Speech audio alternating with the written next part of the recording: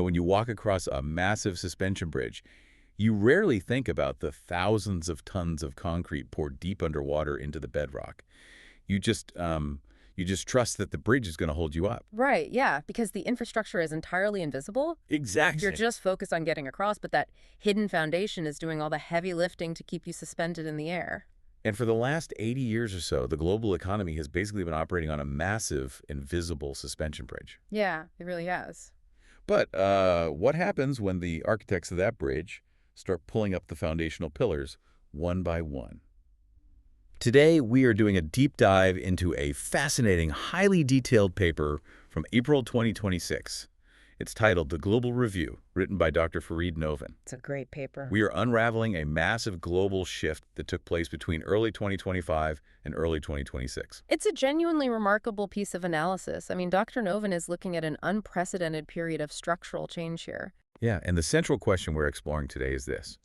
Is the rules-based international order a burden on American sovereignty, or is it actually the secret infrastructure of its global power? That is the big question. It is. Now, before we jump into the data, I want to make something explicitly clear to you, our listener. This source material heavily analyzes the sweeping economic and foreign policies of the second Trump administration. Right. And our goal today is not to take political sides. We aren't here to endorse or condemn any administration or policy. We're just looking at the facts. Exactly. We're strictly here to impartially unpack the economic data, the geopolitical impacts, and the arguments exactly as they are presented in the original text. Well, to truly understand the data we're about to discuss, we really have to set the baseline of how the world operated prior to 2025. Right, the historical context. Yeah, because the post-1945 international order, things like the World Trade Organization, the International Monetary Fund, codified international law. All those big post-war institutions. Exactly. They weren't just some normative charity project. It was a strategic architecture built largely by the United States to stabilize global capitalism and, prevent great power conflicts. So it was a system engineered to make the American economy the center of gravity. Yeah, and it worked incredibly well for a very long time. I mean, the source points out that going into 2025, the U.S. economy exceeded $28 trillion in nominal GDP. 28 trillion. Right. And just to define that for a moment, nominal GDP is the raw total value of all goods and services produced in the country before you factor in inflation. So it's the sheer size of the economic engine. Got it. And roughly 40% of all S&P 500 revenues are generated abroad. That's a huge chunk of corporate profits. It is. Furthermore, the U.S. dollar makes up nearly 60% of global foreign exchange reserves. Meaning foreign central banks hold mostly U.S. dollars in their vaults. Exactly, to ensure their own economic stability. So American prosperity is deeply, inextricably tied to the stability of this international system. Okay, let's unpack this. Because that historical baseline makes the events of 2025 and 2026 so dramatic. Oh, absolutely. We move from how this system was painstakingly built over decades to how it was rapidly disassembled in a matter of months. According to the paper, the sheer scale of the policy shifts in early 2025 is staggering. Staggering is the right word. We saw an unprecedented campaign of multilateral disengagement. What does that look like on paper? Well, by January 2026, a presidential memorandum directed the United States to withdraw from 66 separate international organizations. Wait, 66? Yeah, 66. This included 31 entities within the United Nations system, the World Health Organization, and the Paris Agreement. That's a massive pullback. Yeah. And it wasn't just stepping away from diplomatic organizations, right? There was a fundamental rewiring of global trade. Yes.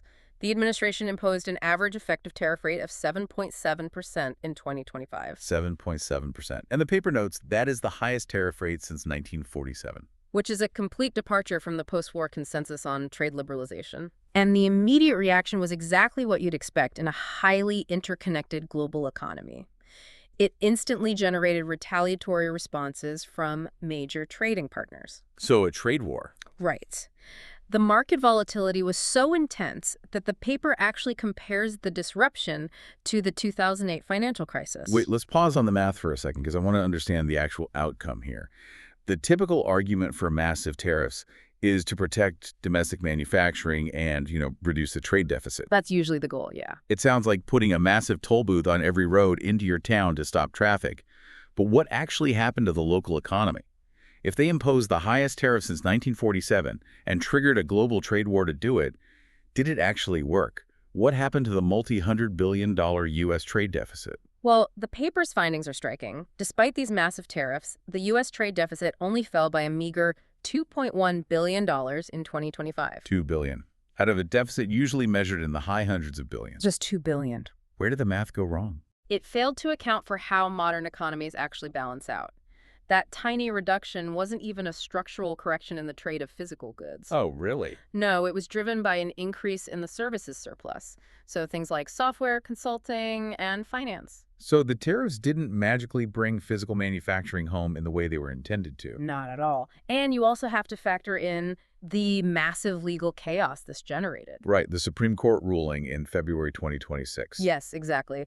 The administration tried to implement these tariffs using a law called the International Emergency Economic Powers Act, or IEEPA. IEP, right. And this is a law designed to let the president bypass Congress and impose economic sanctions during severe national emergencies. Like a war or a terrorist attack. Precisely. But the Supreme Court ruled 6-3 that a trade deficit doesn't constitute a national emergency. The court fundamentally rejected the premise. Yeah. They did. They ruled that an ongoing structural trade imbalance is not an unusual and extraordinary threat to national security. Therefore, IEPA does not authorize the imposition of these broad economic tariffs. Wow. So that ruling struck down the legal basis for a substantial portion of the tariff program overnight. I mean, if the Supreme Court strikes down the legal framework of your entire global supply chain, businesses must be paralyzed. They have absolutely no idea what the rules of the road are anymore. And policy uncertainty has a severe, tangible economic cost. Businesses suspended their investment decisions. Global supply chains were disrupted just waiting for legal clarity. Because nobody wants to invest if they don't know the law. Right. The multilateral trading system is supposed to reduce uncertainty by codifying rules. Yeah. When you throw those rules out and rely on executive orders that get struck down in court, well, transaction costs for U.S. firms operating globally just skyrocket. Since the tariffs failed to fix the trade deficit at the border, the natural next step is to examine what they did to the domestic economy. Specifically, what they did to the average consumer's wallet. And the domestic figures from the Yale Budget Lab and the Tax Foundation paint a sobering picture. What are the numbers? The Yale Budget Lab estimates that these policies reduced real GDP growth by 0.9 percentage points in 2025. Now, let me push back on that for a second. To the average person listening, a 0.9% drop sounds like a rounding error. Why is the Yale Budget Lab treating that like a five-alarm fire? Because we are talking about real GDP growth, which is the economy's output adjusted for inflation, and economic growth compounds. Ah, right. Compounding. Think of the entire U.S. economy like a giant compound interest account. If you permanently lower the interest rate by almost a full percent, you aren't just losing money this year. You're losing the growth on that growth. Yes, for every year that follows. They project it will leave the long-run level of real GDP permanently smaller by 0.6%. Which translates to what in dollars? That is equivalent to pulling $160 billion out of the economy annually, forever. Forever. Wow. And the Tax Foundation numbers translate that massive macroeconomic loss directly to the kitchen table, right? They do. They called it the largest U.S. tax increase as a percentage of GDP since 1993. That's incredible. It cost the average American household $1,000 in 2025, and it's projected to cost them $1,500 in 2026. Here's where it gets really interesting, though. Protectionism is almost always sold to the public as a benefit to the working class. It's framed as saving blue-collar jobs. Right, that's the narrative. But the data shows it actually functions as a highly regressive tax. Well, we have to look at the mechanics of why that happens. A regressive tax is one that takes a larger percentage of income from low-income earners than from high-income earners. Because lower-income households spend more of their budget on basics. Exactly. They spend a significantly larger share of their total budget on imported consumer goods. Clothes, electronics, basic household items. And when you slap a massive tariff on those goods at the border, the importing company doesn't just absorb the loss. They pass that cost directly onto the consumer at the checkout counter. So it functions as a hidden national sales tax. It really does. And the paper notes a particularly alarming detail regarding medicine. The administration signaled pharmaceutical tariffs could potentially hit 200% by mid to late 2026. Which is terrifying for healthcare costs. If the cost of importing raw materials for medicine triples, the cost of the final prescription at the pharmacy triples. That creates huge healthcare uncertainties. Well, if we connect this to the bigger picture, it exposes a fundamental misunderstanding of modern supply chains. International legal frameworks, the very things being dismantled, they protect intellectual property and allow for highly efficient cross-border production. Right. In a stable system, a U.S. company can source a microchip from Taiwan, assemble the device in Mexico, and sell it in the U.S. at a low price, confident that their intellectual property is safe and tariffs are low. But without those frameworks, the efficiency collapses. Completely. Without international agreements, supply chains are forced to become redundant. Meaning you need backups for your backups. Yeah. A company has to build an entire secondary factory inside the U.S. just in case the international one gets hit with a sudden tariff or a political dispute. So you are forcing companies to pay to duplicate their production capacity. Exactly. That is inherently inefficient, it drives up underlying inflation, and it acts as a permanent tax on the long-term productivity and innovative capacity of the entire economy. We've established that the domestic inflation impact is severe. But that brings us to what I think is the most surprising economic anomaly in the entire source material. The currency issue. Yes, the inflation tax was domestic, but the most massive shockwave hit the foundational currency itself. Let's talk about the U.S. dollar and the Liberation Day surprise. The April 2, 2025 tariff announcements. Yes. Now, according to standard economic theory, the kind you learned in a college textbook, if a country imposes a massive tariff, it reduces its demand for foreign goods. Right, you buy less from abroad. That means fewer dollars are flowing out of the country to buy those goods, which restricts the global supply of dollars. Exactly. In theory, that should make the country's currency appreciate. The dollar should have gotten stronger. But the exact opposite happened. Right. It was a historic inversion of standard theory. The dollar depreciated by over 10% against other major currencies in the first half of 2025. 10%. The paper notes that is the most significant depreciation of the U.S. dollar in 50 years. It's like raising the price of admission to your exclusive club expecting people to pay it, but instead the value of your VIP card plummets. I mean, why did the global market react this way? The paper points to research from the Brookings Institution to explain that exact mechanism.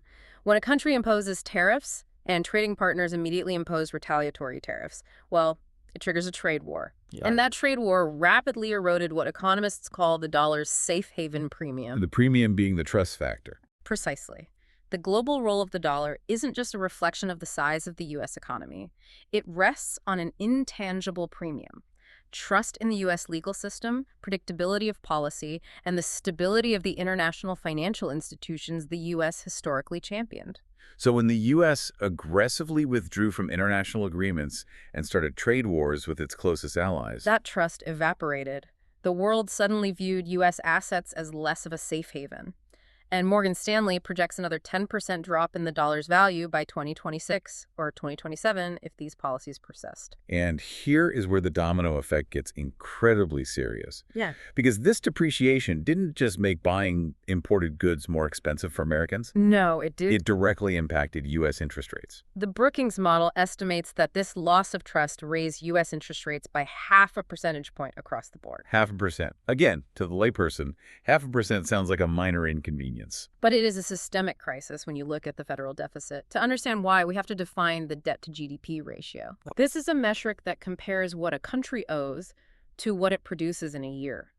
The U.S. government's debt-to-GDP ratio is projected to exceed 120% by the early 2030s. That's massive. We are talking about tens of trillions of dollars in national debt. And the government funds that debt by selling treasury bonds to investors, promising to pay them back with interest. So if the dollar loses its safe haven status, those investors demand a higher return to justify the risk. Yes, they demand higher yields. Every single fraction of a percent increase in those borrowing costs adds hundreds of billions of dollars to the long-run fiscal burden of the United States. Oh, that's terrifying. It traps the government.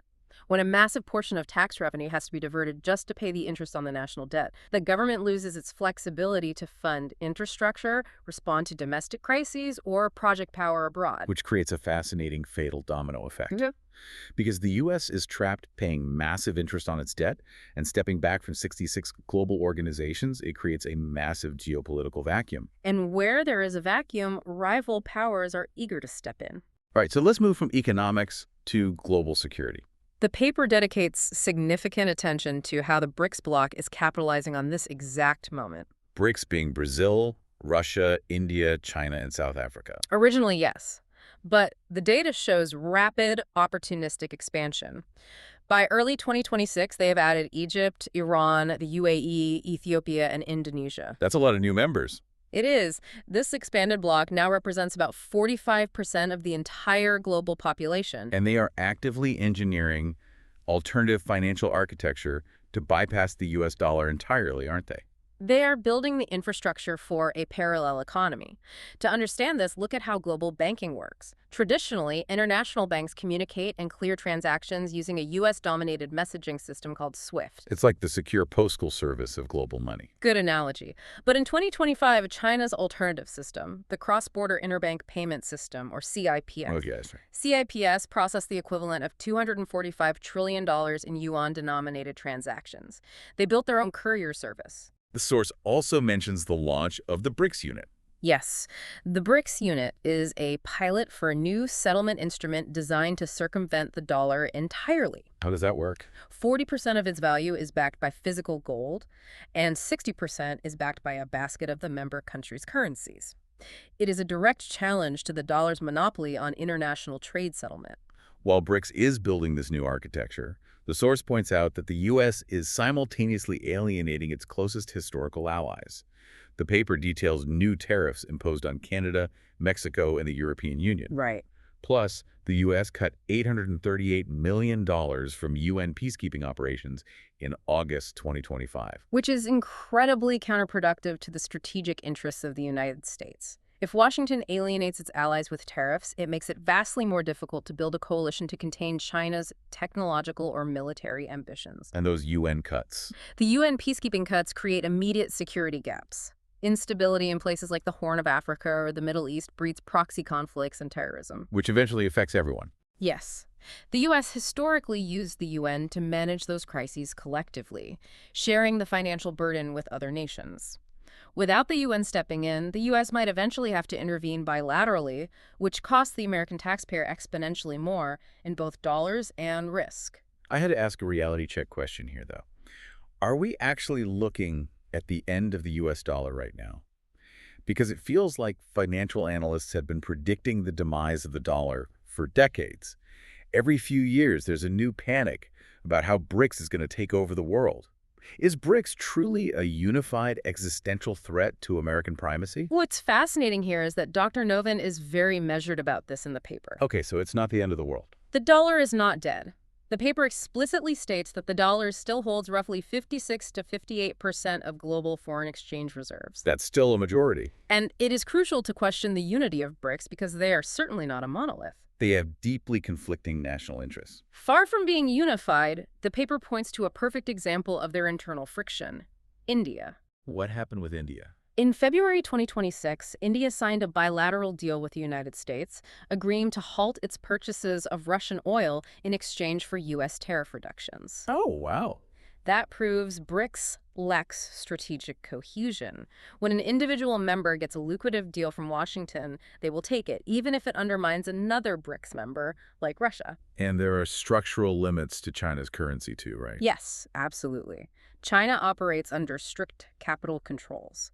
That means the government in Beijing tightly restricts how much money can move in and out of the country. So it's hard to use for international business. Exactly.